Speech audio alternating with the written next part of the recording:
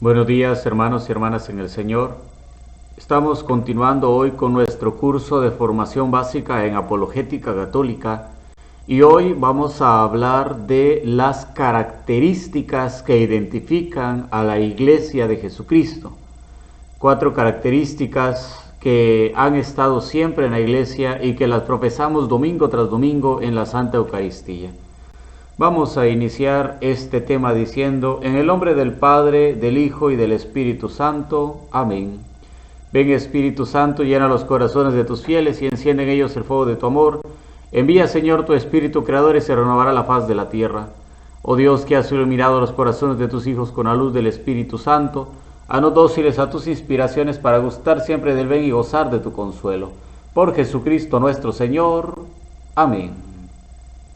Hemos estado ya hablando bastante sobre la Iglesia de Jesucristo, ya hablamos de dónde surgió el cristianismo, ya vimos que Jesús tiene una iglesia y que esa iglesia es universal, que está cimentada sobre la fe de los apóstoles y que estaba basada sobre el apóstol Pedro, sobre la fe del apóstol Pedro.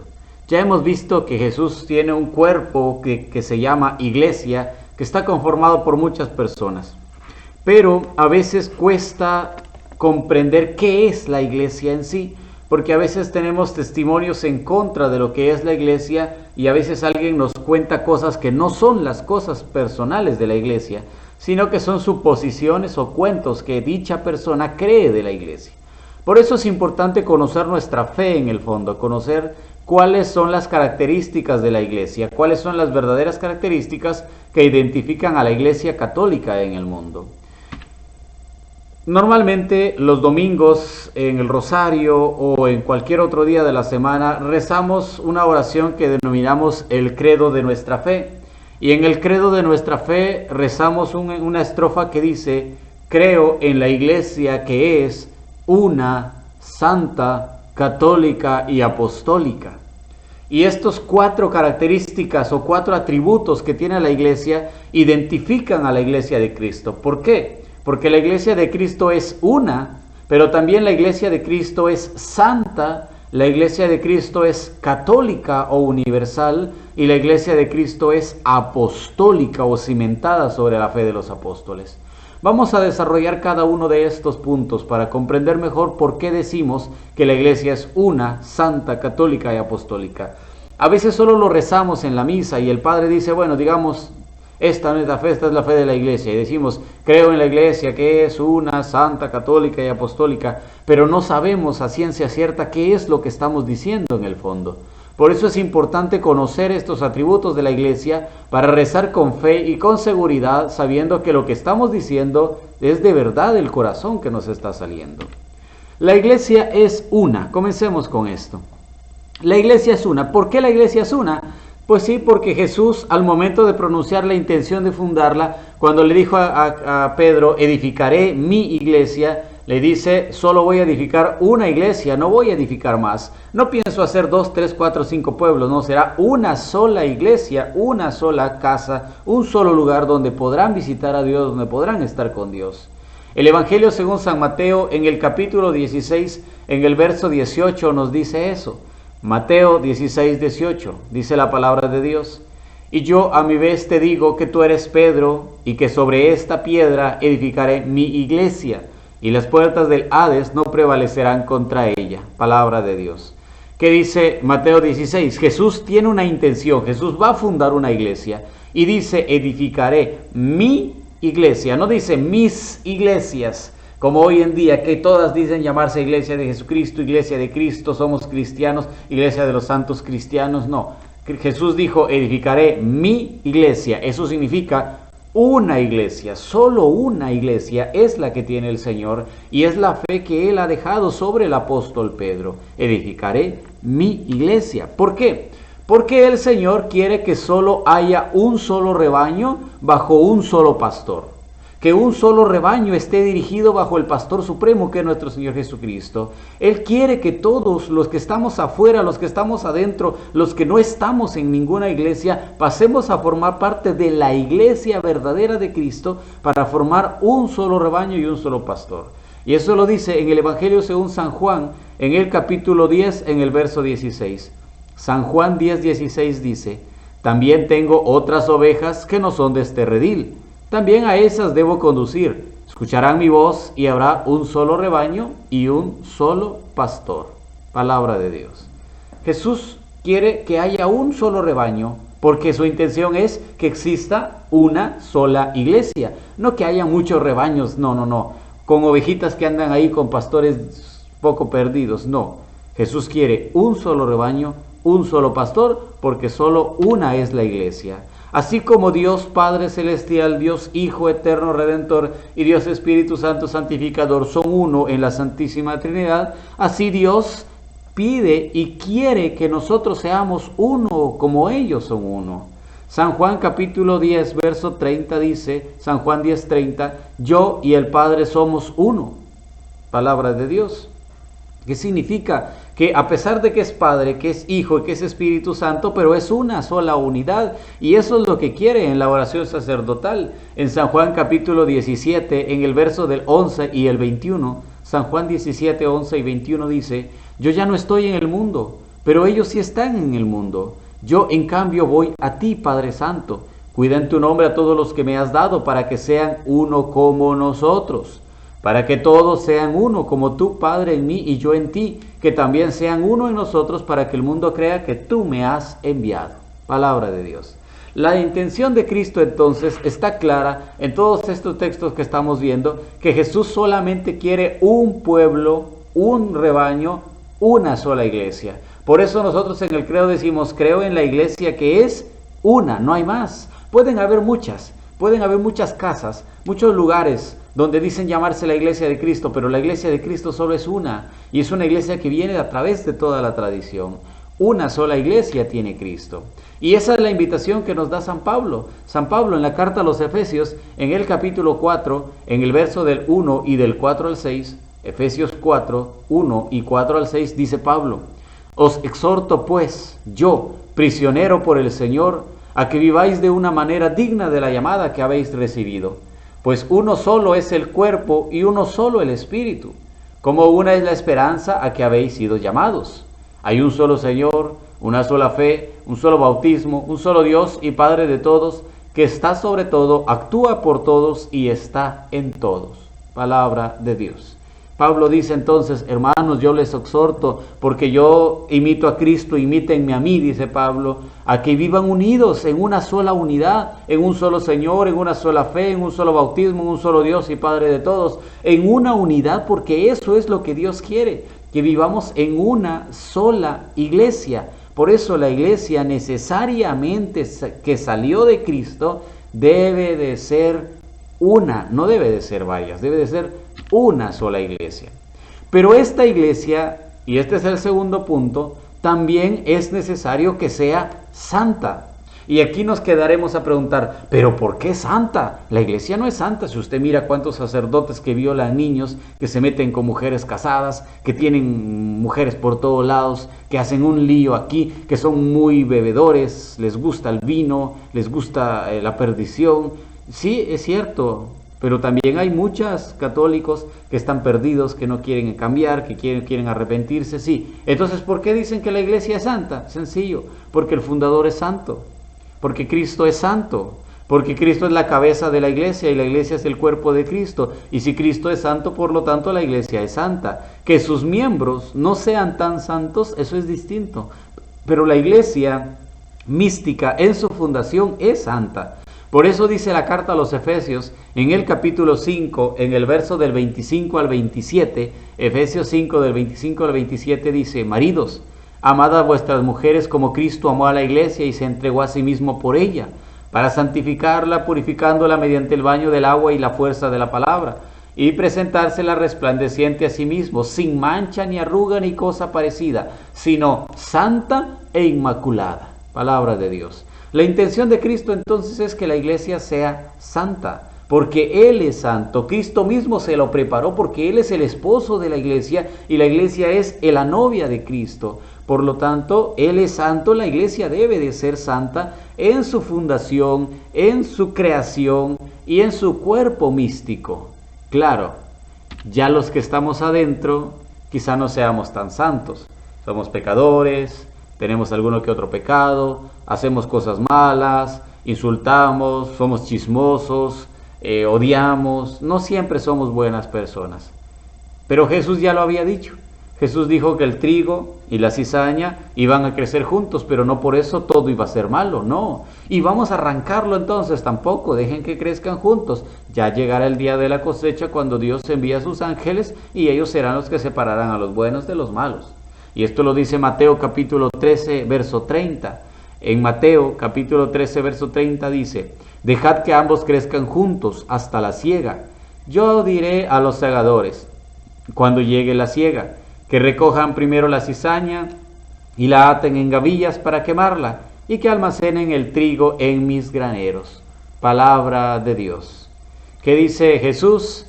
El trigo y la cizaña, los buenos y los malos, tienen que crecer juntos, pero no por eso el campo, no por eso la tierra es mala, no, la tierra es buena. El campo es bueno, lo que es malo es lo que está creciendo en ese campo, pero también está creciendo lo bueno en ese campo, por eso no se puede separar hasta que venga el tiempo de la cosecha y entonces se pueda separar. Es así en la iglesia, hay muy buenos sacerdotes, hay santos sacerdotes, pero también hay sacerdotes que dejan mucho que desear. El problema es que se escucha más cuando un sacerdote comete un error que cuando un sacerdote está haciendo algo bueno. Cuando un sacerdote está ayudando a los pobres, le está dando de comer, está dándole cobijo a muchas personas, les da lo necesario para vivir, casi nadie se acuerda de esos sacerdotes. En cambio, si un sacerdote comete un error, rápido hasta sale en los diarios, en las prensas, en Facebook, en todos lados, porque reconocen lo malo en lugar de lo bueno. Pero están creciendo juntos, la iglesia es santa en su fundación, aunque algunos de sus miembros no sean santos, pero sí hay miembros santos de la iglesia.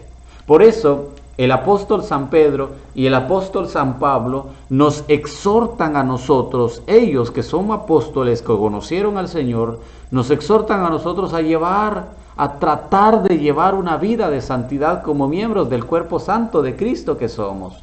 A tratar de llevar una vida de santidad. Cuesta, pero se puede llevar.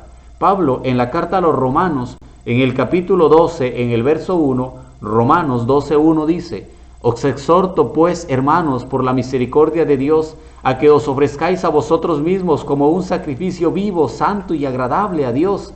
Tal debería ser vuestro culto espiritual. Palabra de Dios. Pablo dice entonces, hermanos, ofrézcanse a Dios como un sacrificio santo.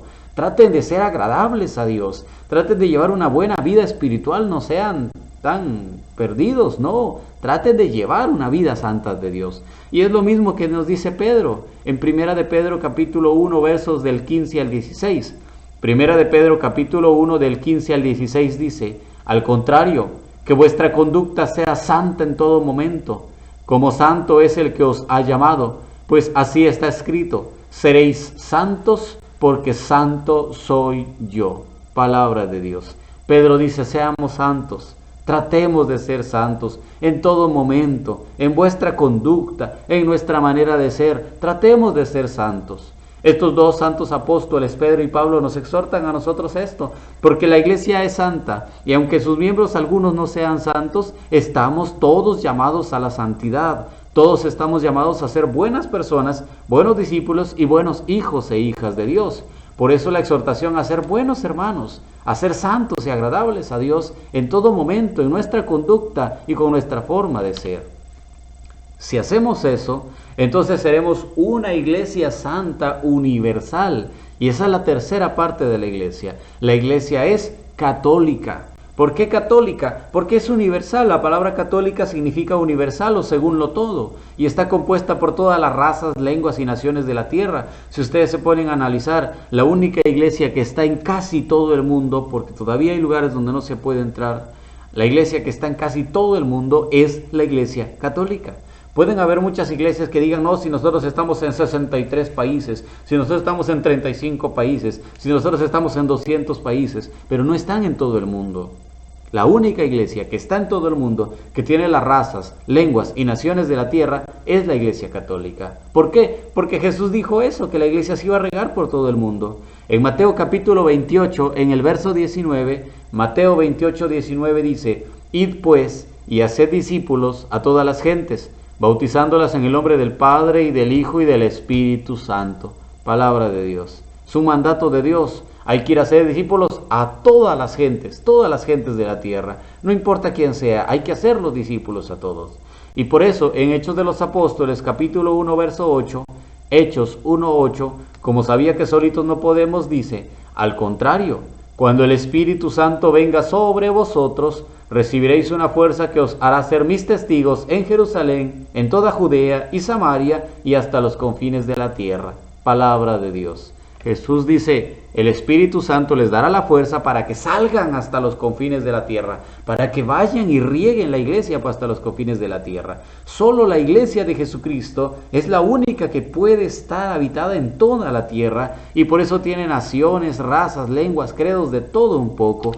Y es lo que San Pablo nos dice, que la iglesia ya no es solo judíos, ya no es solo los que estaban en Israel, no, ahora somos todos. Por eso en Gálatas capítulo 3, verso 28, Pablo dice, Gálatas 3:28, de modo que ya no hay judío ni griego, ni esclavo ni libre, ni hombre ni mujer, ya que todos vosotros sois uno en Cristo Jesús. Todos formamos un solo cuerpo, no importa de dónde vengan, no importa dónde usted haya nacido, todos somos un solo cuerpo ante Dios. Por eso San Juan, cuando estaba teniendo la visión del Apocalipsis en el capítulo 9, verso 7, Apocalipsis 9:7, vio que la Jerusalén celestial estaba formada por habitantes de todas las naciones, razas, pueblos y lenguas, porque es una sola iglesia universal la que llegará al reino de los cielos. Muchas veces dicen, Cristo viene por su iglesia, sí, por su iglesia universal, por su iglesia católica, donde están todos reunidos. Apocalipsis 9:7 dice, después miré y pude ver una muchedumbre inmensa, incontable, que procedía de toda nación, razas, pueblos y lenguas. Estaban de pie delante del trono y del Cordero, vestidos con ropas blancas y llevando palmas en sus manos. Palabra de Dios. San Juan lo dice claro, la iglesia no es un grupito, la iglesia no es solo de un pueblo, la iglesia no es solo de un lugar, no. La iglesia de Cristo es universal, y universal, ¿qué significa? Católica. Por eso es que nosotros decimos eso en el credo, creo en la iglesia que es una, que es santa y que es católica. Pero también, y lo más importante de todos, la iglesia es apostólica. Y este es el cuarto atributo de la iglesia. La iglesia es apostólica. Y si la iglesia no es apostólica, entonces no es la iglesia de Jesucristo. Puede ser la iglesia del pastor o la iglesia de tal señor o la iglesia de tal fundador, pero no es la iglesia de Jesucristo, porque la iglesia de Jesucristo necesariamente tiene que ser apostólica, porque está cimentada sobre la fe de los apóstoles. En Marcos capítulo 3, verso 13, Marcos 3:13, el evangelista nos cuenta que Jesús subió al monte y llamó a los que él quiso. Y cuando estuvieron junto a él, creó un grupo de 12 para que estuvieran con él y para enviarlos a predicar. Palabra de Dios. ¿Qué dice? Jesús no vino a fundar grupitos por todos lados, no. Jesús creó un solo grupo, primero formado por 12 personas, a los que los llamó apóstoles. Esa es la base de su iglesia. Son los 12 apóstoles del Cordero, los que estuvieron con él cerca: Pedro, Santiago, Simón, Judas, Alfeo, Judas de Tadeo, Judas Iscariote, el que lo traicionó. A pesar de haberlo traicionado, era parte del grupo de los 12. Matías, que luego entró en lugar de Judas. O sea, hay muchos de estos 12 que son la base, que son el cimiento, que ellos son los que han generado la iglesia después de Cristo, y por lo tanto es la base que debe de estar cimentada en la fe de la iglesia. Lo dice el apóstol San Pablo en la carta a los Efesios, en el capítulo 12, en el verso 20. Efesios 2:20, Pablo dice, así pues, ya no sois extraños ni forasteros, sino conciudadanos de los santos y familiares de Dios, edificados sobre el cimiento de los apóstoles y profetas, y la piedra angular es Cristo mismo. Y en el Apocalipsis, San Juan, Apocalipsis capítulo 21, verso 14, dice Juan, la muralla de la ciudad se asienta sobre 12 piedras, que llevan los nombres de los 12 apóstoles del Cordero. Palabra de Dios. Pablo y San Juan dicen, las bases de la iglesia, las bases de la fe en Cristo Jesús, la fundación o lo que está abajo, el cimiento de la iglesia, son los apóstoles. Los 12 nombres de los apóstoles del Cordero son como piedras vivas que sostienen la fe de la iglesia. Por eso la iglesia de Jesucristo necesariamente tiene que tener la fe de los apóstoles. Y esto Pablo lo comprendió bien cuando él empezó a predicar, cuando él empezó a llevar el mensaje de Dios, el reino de los cielos. Pablo se preguntó, ¿será que lo que estoy haciendo es bueno? ¿Será que lo que estoy predicando me sirve a los demás o estoy en contra de Dios? Mejor voy a ir a preguntarle a aquellos 12 que estaban al principio, que estuvieron con Jesús, que compartieron con Jesús y que la gente los considera como columnas de la iglesia. Y por eso dice en la carta a los Gálatas, en el capítulo 2, en el verso 9, Gálatas 2:9, que Pablo fue a buscarlos y que encontró a algunos de ellos y que como no se dieron cuenta que tenía algo malo, todo era bueno en la prédica de Pablo, le extendieron la mano y dijeron, sigue adelante, sigue en el camino del Señor. Gálatas 2:9 dice, y reconociendo la gracia que me había sido concedida, Santiago, Cefas y Juan, que eran considerados columnas, nos tendieron la mano en señal de comunión a mí y a Bernabé, para que nosotros fuéramos a los gentiles y ellos a los circuncisos. Palabra de Dios. Pablo lo dice claro, yo puedo predicar, yo puedo hacer todo lo que quiera, pero primero tengo que ir a ver a los apóstoles, a la base. Puedo estar predicando algo, pero si no está de la mano de los apóstoles, de la tradición de los apóstoles, de lo que creían los apóstoles, entonces no es la prédica de Cristo y no es la iglesia de Cristo. Mi iglesia, la iglesia de Cristo, tiene que necesariamente estar basada sobre la fe de los apóstoles, sobre la fe de los 12 discípulos de Cristo que ha escogido y que ha dejado como base sólida de la iglesia. Estos 12 apóstoles, igual que las 12 tribus de Israel, tienen un puesto en la iglesia. Por eso cuando Judas Iscariote entregó al Señor y se ahorcó, tuvieron que elegir a Matías porque no podía quedar el grupo sin la base que estaba. Necesariamente necesitaban tener la base de los apóstoles. Y así, después de Matías, han ido agregando a uno tras otro hasta llegar a los que tenemos hoy en día, porque hay una sucesión apostólica. Hechos de los Apóstoles, capítulo 1, en el verso del 24 al 26 dice, entonces oraron así, Señor, tú que conoces a todos en su interior, muéstranos a cuál de estos dos has elegido para que ocupen en el ministerio del apostolado el puesto del que Judas desertó para irse del puesto que le corresponda. Le repartieron las suertes y le cayó a Matías, que fue agregado al grupo de los números de los 12 apóstoles. Palabra de Dios. ¿Qué dice entonces? Judas faltaba, agreguemos uno más, Matías, para que vuelvan otra vez a ser 12 apóstoles del Cordero, porque era la base de la iglesia en ese entonces. Estos 12, Jesús les dijo, porque ustedes están conmigo, porque perseveran conmigo y porque siempre han estado conmigo, les voy a dar un premio a ustedes, y ustedes se sentarán cada uno en su trono y juzgarán a las 12 tribus de Israel. Lucas capítulo 22, en el verso del 29 al 30, Lucas 22 del 29 al 30 dice nuestro Señor, yo por mi parte dispongo un reino para vosotros, como mi Padre lo dispuso para mí, para que comáis y bebáis a mi mesa en mi reino, y os sentéis sobre tronos para juzgar a las 12 tribus de Israel. Palabra de Dios.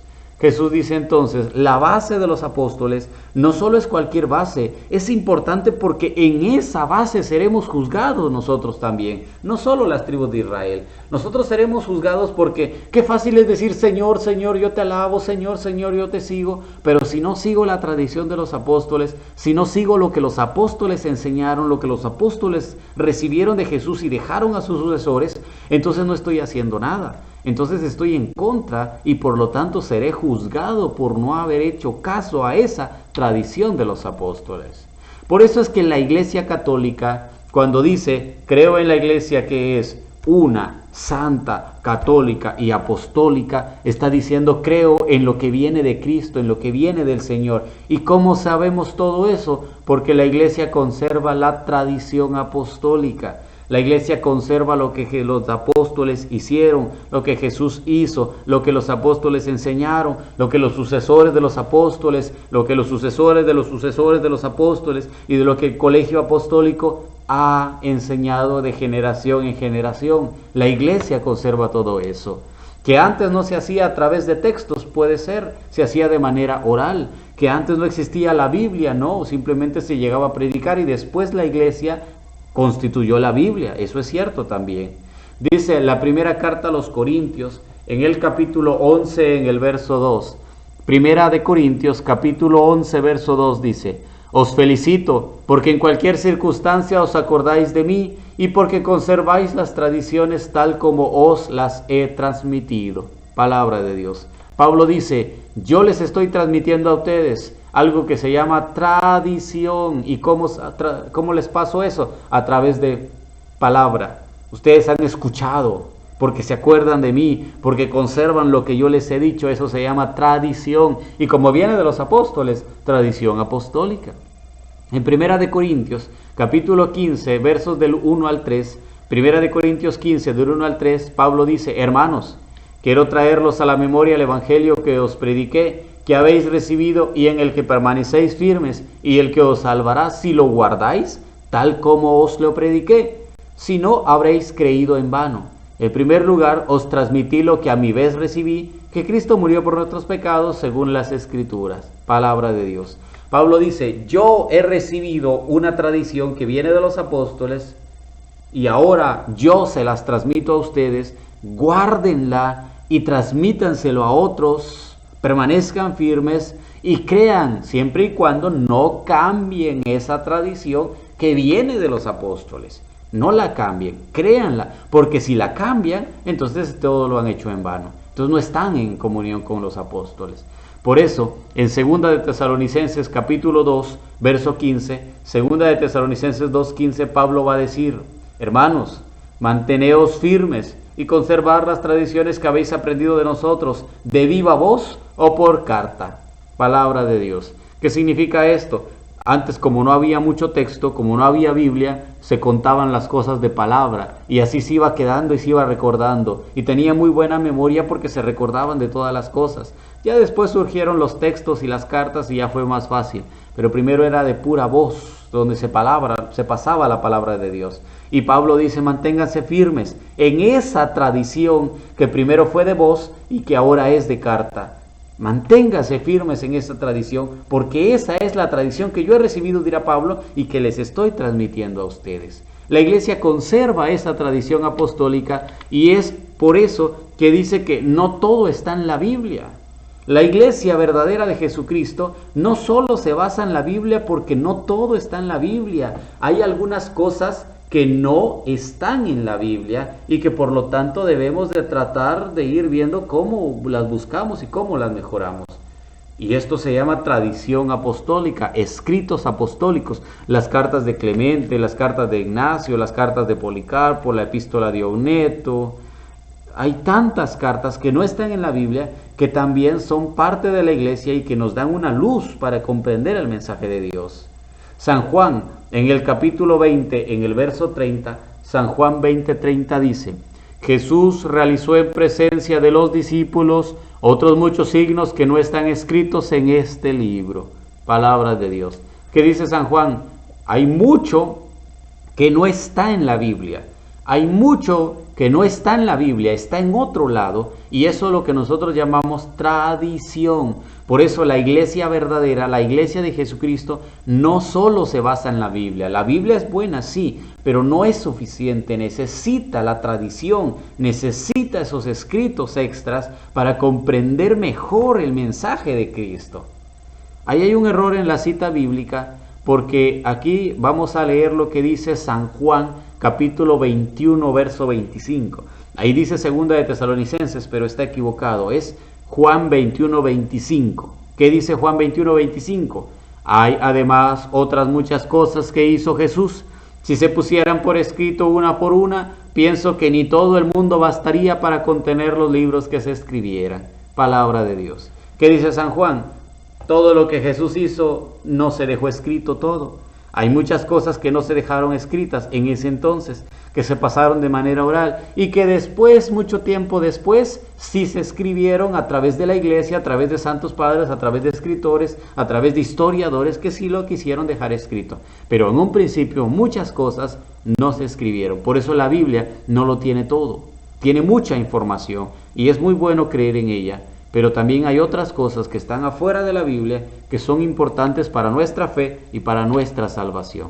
Por eso, los santos padres de la Iglesia decían, San Ireneo, obispo de León, afirmaba que la universalidad de la Iglesia proviene de la fe de Pedro y Pablo, quienes, apóstoles del Señor, establecieron su sede en Roma. Ireneo decía, la muy antigua y universalmente conocida Iglesia, fundada y organizada en Roma por los dos apóstoles más gloriosos, Pedro y Pablo, como también señalando la fe predicada a los hombres, la cual llega a nuestros tiempos por medio de las sucesiones de los obispos. San Agustín de Hipona decía, si la sucesión de obispos es tomada en cuenta, cuanto más cierta y beneficiosa la Iglesia que nosotros reconocemos llega hasta Pedro mismo, aquel quien portó la figura de la Iglesia entera. Y Tertuliano, entre tantas herejías, cuestionaba el origen de la Iglesia, pues solo la Iglesia católica puede demostrar que proviene de Jesucristo a través de la sucesión apostólica. Tertuliano decía, por lo demás, si algunas herejías se atreven a insertarse en la edad apostólica para parecer transmitidas por los apóstoles, por cuanto existieron en tiempo de los apóstoles, nosotros podemos decir, publiquen entonces los orígenes de sus iglesias, desplieguen la lista de sus obispos, de modo que a través de la sucesión que discurre desde el principio, aquel primer obispo haya tenido como garante y antecesor a algunos de los apóstoles o a alguno de los varones apostólicos, pero que haya perseverado con los apóstoles.